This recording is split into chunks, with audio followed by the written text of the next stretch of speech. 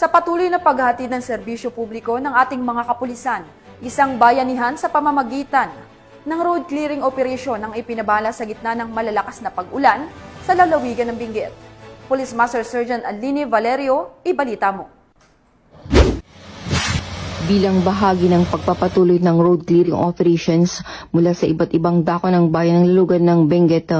patuloy pa rin ang pagsasagawa ng mga kapulisan kung saan mabilis na responde ang Kibungan Municipal Police Station sa pag-uugnayan sa Municipal Disaster Risk Reduction and Management Office sa pagguho ng lupa sa kahabaan ng Governor Bado Dangwa National Road, Kibungan nito lamang 28 ng Hulyo taong kasalukuyan. Gayon din bilang tugon sa pagguho ng lupa mula sa Atok Municipal Police Station sa pagtulungan din ng lokal na pamahalaan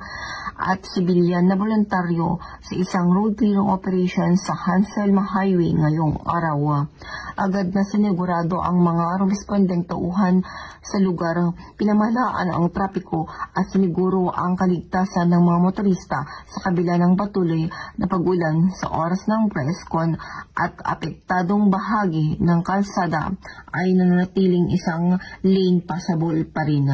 Biglang diin ang insidenteng ito ay malakas na koordinasyon sa pagitan ng mga opisyal ng pulisya at mga tumutugon sa kalamidad na panatilihing madaling mapuntahan ang mga kalsada at ang pag-iingat sa publiko sa panahon ng mga emerhensya.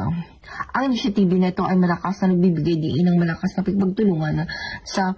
pagitan ng pulisya at komunidad na nagpapakita sa kanilang hindi natitinag na pangako sa kaligtasan ng publiko, lalo na sa mga mapanghamong panahon.